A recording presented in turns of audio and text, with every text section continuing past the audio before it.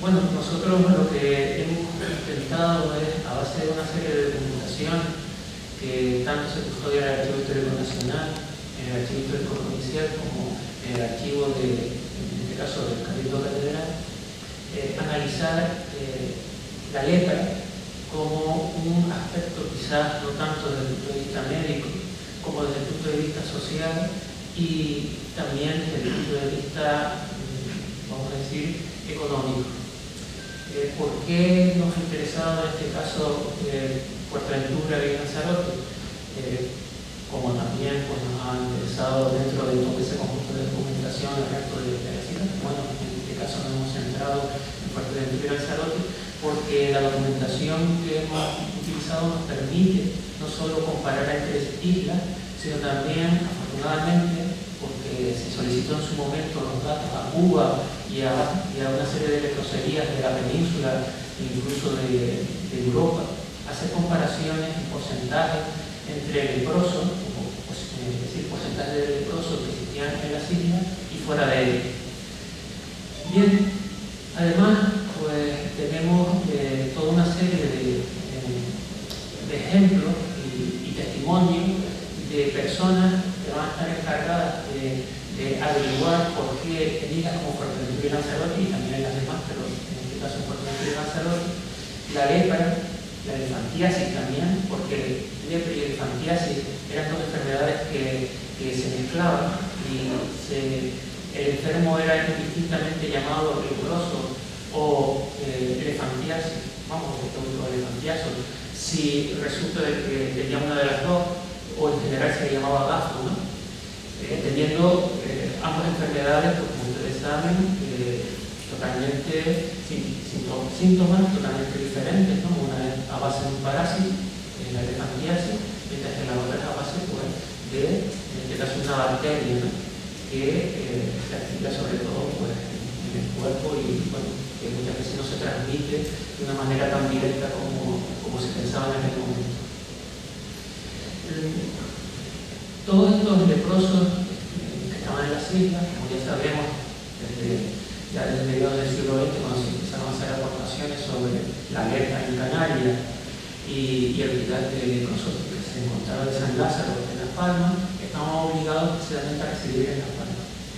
La documentación, no tanto la manejada del siglo XIX, sino la que se maneja desde el siglo XVII, XVI para los protocolos de Las Palmas, hasta el siglo XVIII, nos indican que pocos leprosos de otras islas recalaban en la ciudad de Las Palmas. Y sobre todo, los leprosos que recalaban en la ciudad de Las Palmas, de Tenerife, de La Palma, o de Fuerteventura, o de Lanzarote, eran habitualmente gente muy pobre. ¿Por qué? Porque los podetarios o las personas encargadas por el hospital en cada isla de ver qué leprosos existían o qué personas podían ser sospechosos de ser leprosos, pues esta gente verdaderamente hacía una labor de mediador entre el hospital y el enfermo, o el presunto enfermo, por el cual, si el enfermo entregaba una propiedad, dinero, o en su testamento heredaba algo al hospital, quedaba con la posibilidad de mantenerse en su lugar, es decir, en su zona donde vivía, en su pueblo, ¿no? Y que el hospital no lo tildara o señalara como leproso. De tal manera que nos encontramos en la documentación en general que hemos consultado para Fuerteventura y Lanzarote, que son un poco los casos que aparecen en el protocolo, porque también es verdad que en Fuerteventura, desgraciadamente, la documentación está muy deteriorada. Varios casos donde se llegan a acuerdos sobre todo con mujeres, para que entreguen unas cantidades que habitualmente oscilan entre los 100 y los 200 reales del momento, que era una buena cantidad para el siglo XVII o el siglo XVIII, principios del XVIII.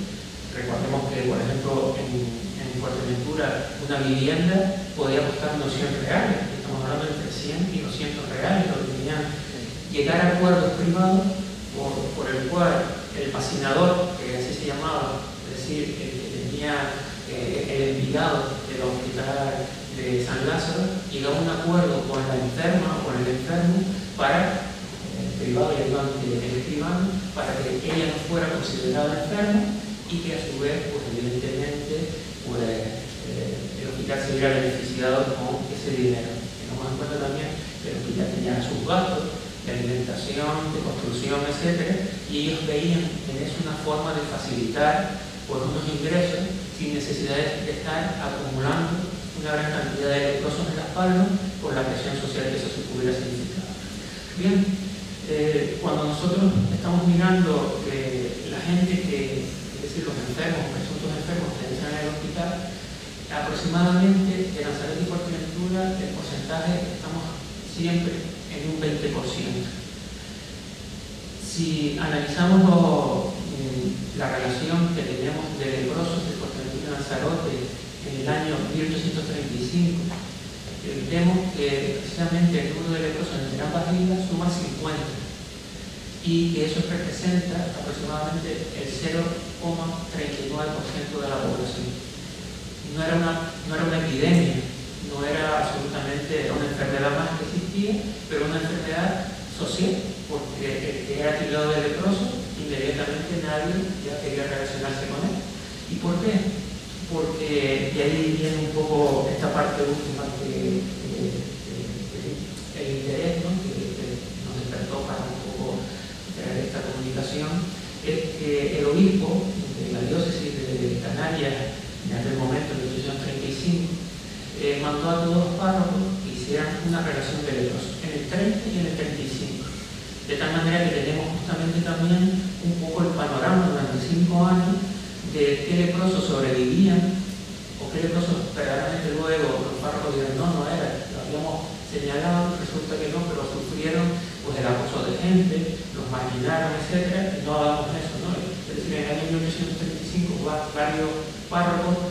diríamos que tienen precaución ya en llamar leproso o señalar a alguien por leproso en la isla de Fuerteventura y Lanzarote en concreto, ¿no?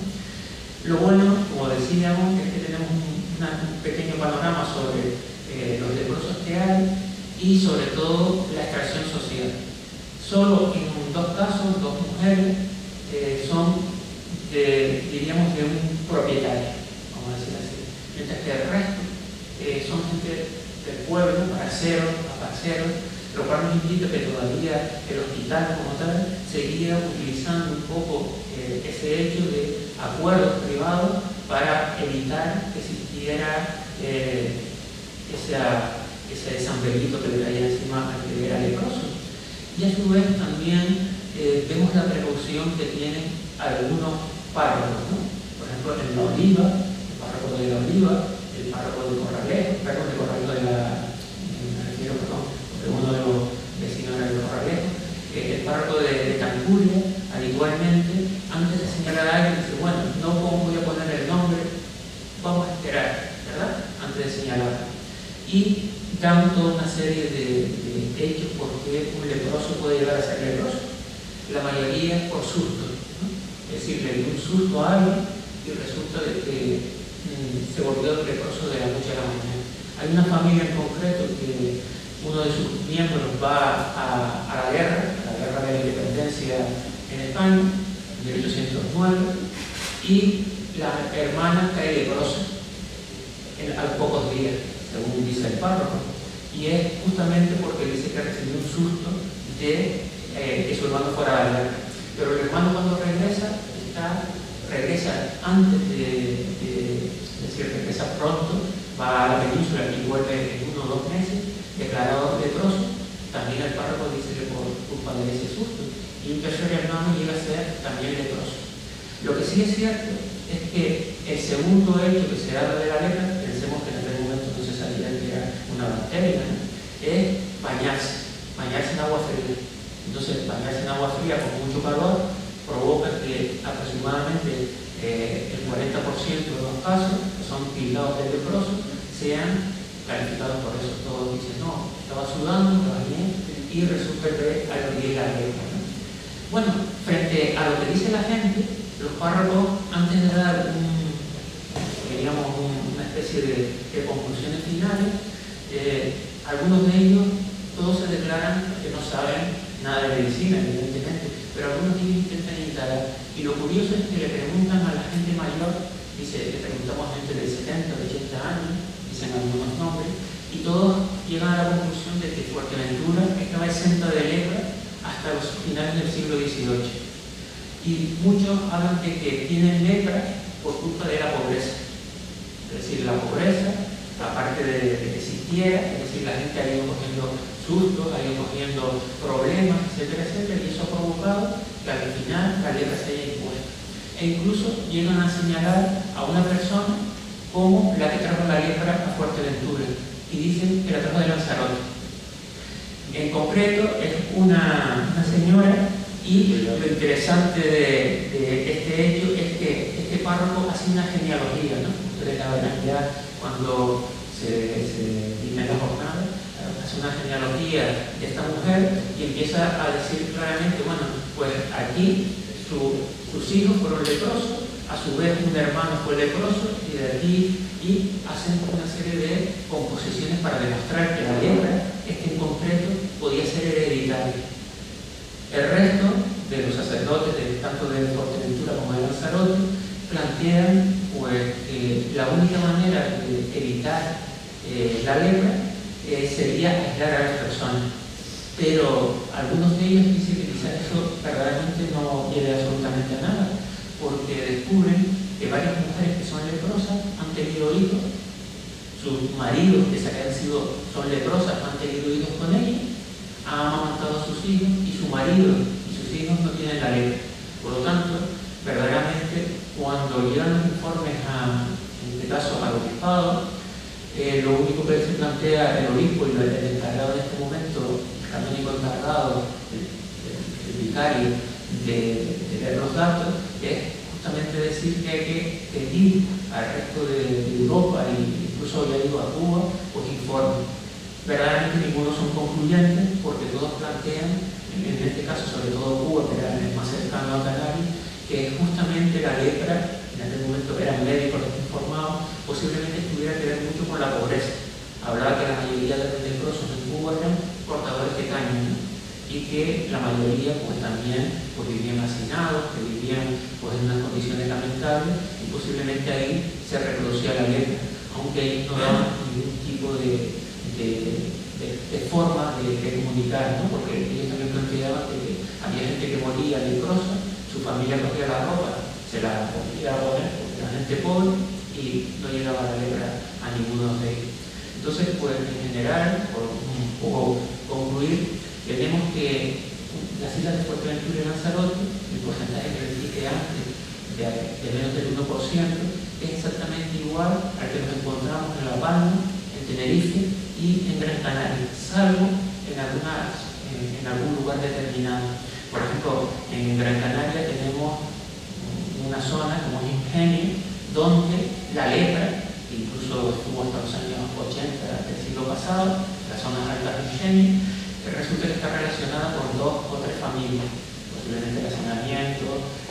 la cuestión de las bacterias también en la zona, era un caso destacable. Pero en el resto, diríamos que islas como Lanzarote y Fuerteventura mantenían una norma general. Lo que sí es cierto que el obispo lo que planteaba era que ya nadie fuera para el hospital de San Lázaro de Las Palmas, sino que se mantuvieran en su región, en su lugar, por la sencilla razón de que mandarlos a Las Palmas significaba empobrecerlos muchísimo más y que sus familias quedaran pues totalmente desvalidas, en el caso del padre o en el caso de 2 viudas que hay en el hospital de San Lázaro y que sus familias pues tienen que ir a Las Palmas a pedir por las calles para poder sostenerse, ¿no? Entonces, en cierto modo fue una forma de que en los años 30 y sobre todo en el año 40 ya el Ayuntamiento de Las Palmas se hiciera cargo del hospital y a su vez la beneficencia en cada isla se hiciera cargo de los leprosos, pues en Lanzarote, en Fuerteventura, en La Palma, en Tenerife.